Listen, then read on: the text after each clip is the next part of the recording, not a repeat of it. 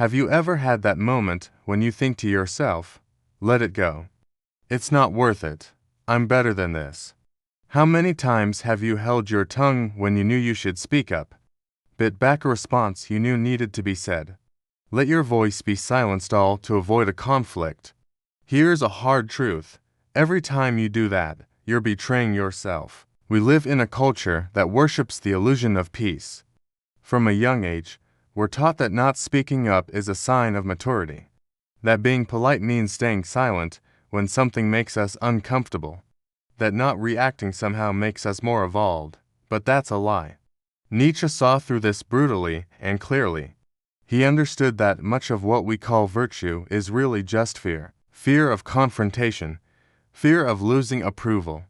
Fear of being seen as too much, too difficult, too aggressive, too selfish. And as long as you live to keep others comfortable, you'll keep swallowing your own discomfort. You'll keep biting your tongue until it bleeds. Nietzsche called this slave morality.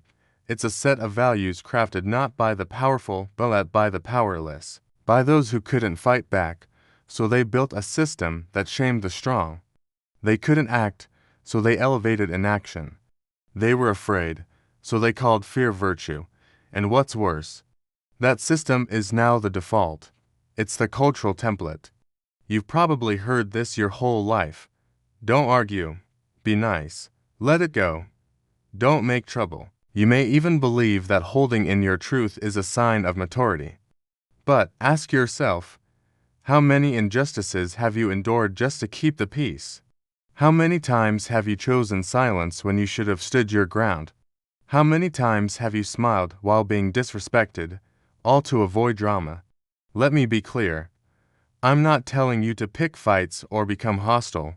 That's not the point. This isn't about chaos. It's about dignity. It's about reclaiming your right to exist fully and with integrity. Because if you don't learn how to face conflict, it will fester inside you. The tension doesn't disappear, it just builds. And eventually, it breaks you either in an explosion that hurts everyone around you or in a quiet collapse into apathy. You end up thinking being good means being harmless. That's not goodness, that's defeat. But Nietzsche offered another way.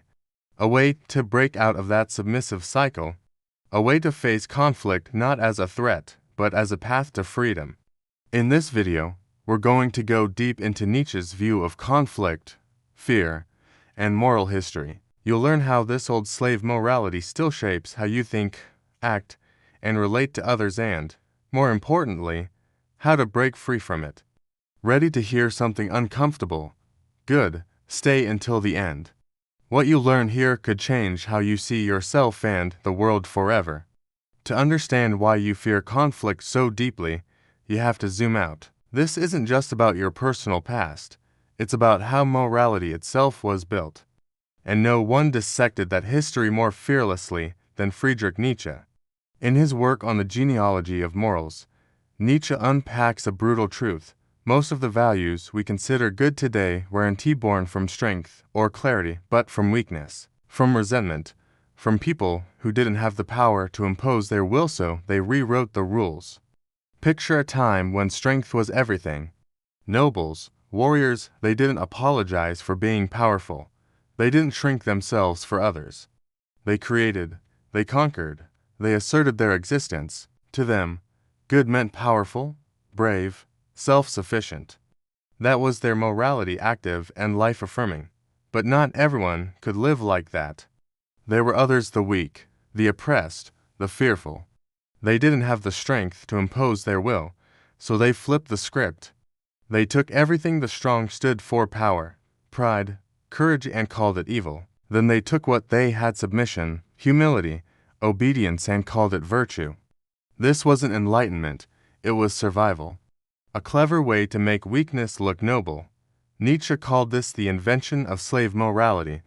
It didn't grow from vitality, it grew from fear. From the need to protect oneself by retreating, by suppressing, by hiding behind a mask of goodness. Now you might be thinking, that was the past. That doesn't apply to me. But it does. This morality is still with us. It's in your schooling, your upbringing, your workplace. It's in those everyday messages you've heard since childhood. Don't talk back. Be the bigger person. Don't make waves. It's in every moment you've bowed your head to avoid tension. Every time you've held back your truth to keep someone else comfortable. But this doesn't mean you're weak. It means you are trained to believe that being strong is wrong. That saying no makes you rude. That standing up for yourself makes you a problem. You've been conditioned to see submission as the high road. And now, you live in a psychological loop trap that keeps you scared of confrontation. You tell yourself you're being mature by avoiding conflict, but really, it's fear. And the more you run from it, the more that fear controls you.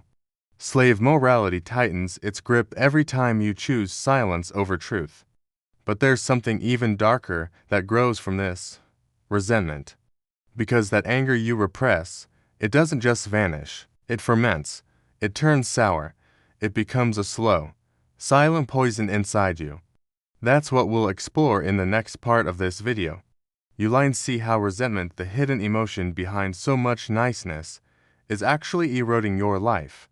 You lines understand why holding back your truth doesn't just cost you your voice, it costs you your vitality. So keep watching. The hardest truths are just ahead. If this is resonating with you so far, take a moment, click the subscribe button, and support the channel. Let's keep going.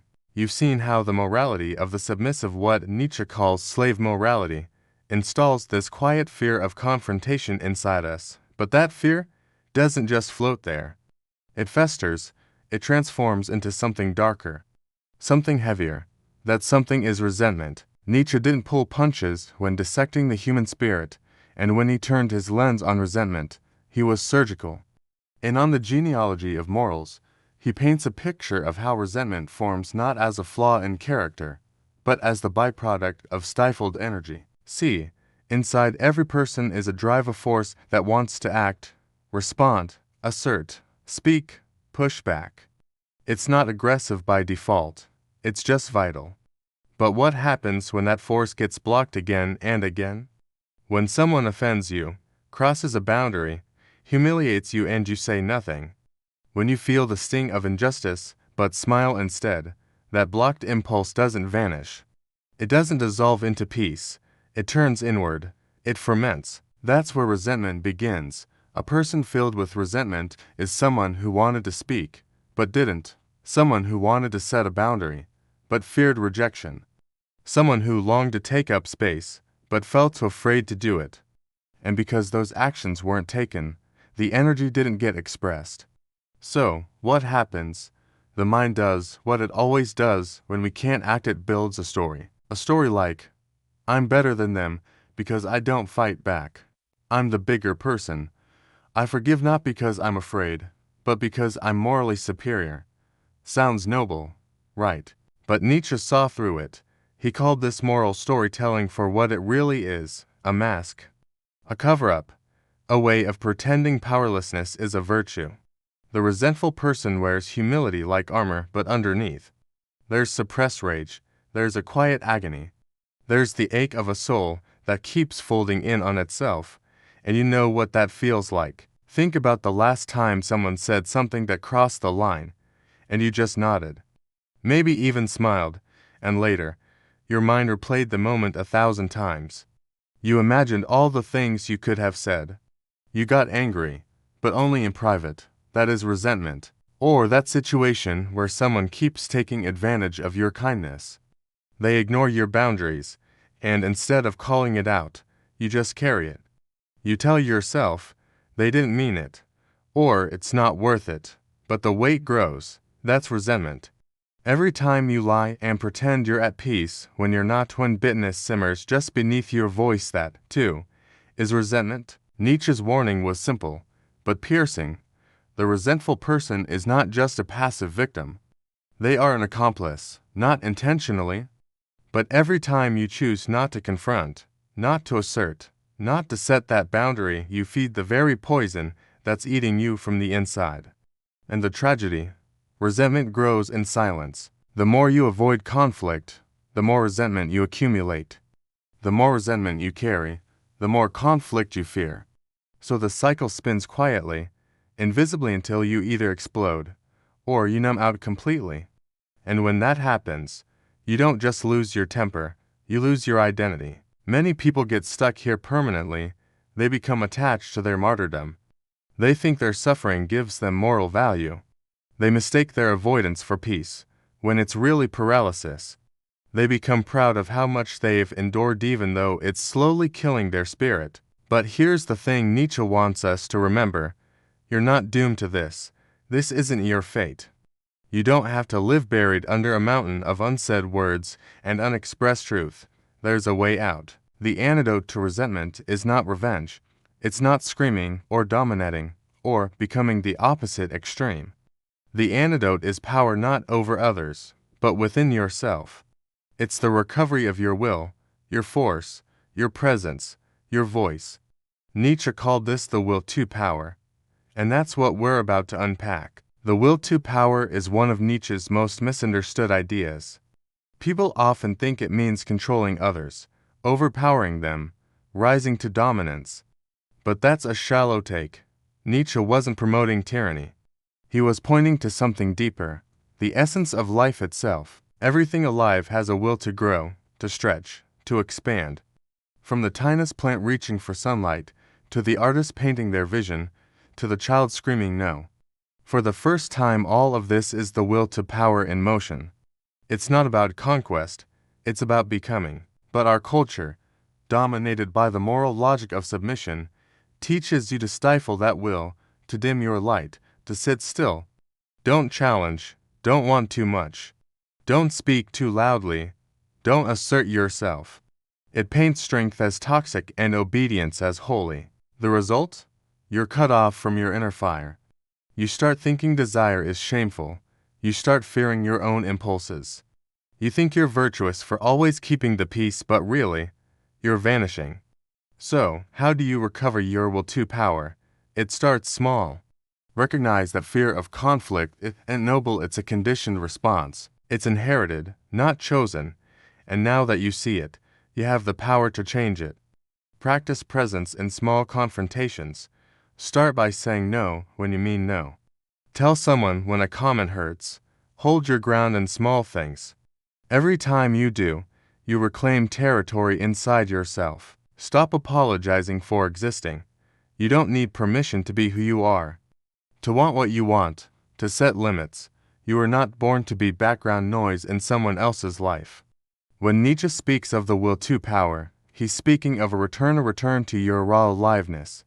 A reconnection to your full range, the ability to stand tall without guilt, to speak without trembling, to walk through conflict with clarity, not confusion. And yes, it takes time, this kind of inner work in a flick of a switch. It's a process, a shedding, a rebuilding. Nietzsche knew that, which is why he didn't just give us abstract ideas, he gave us a story.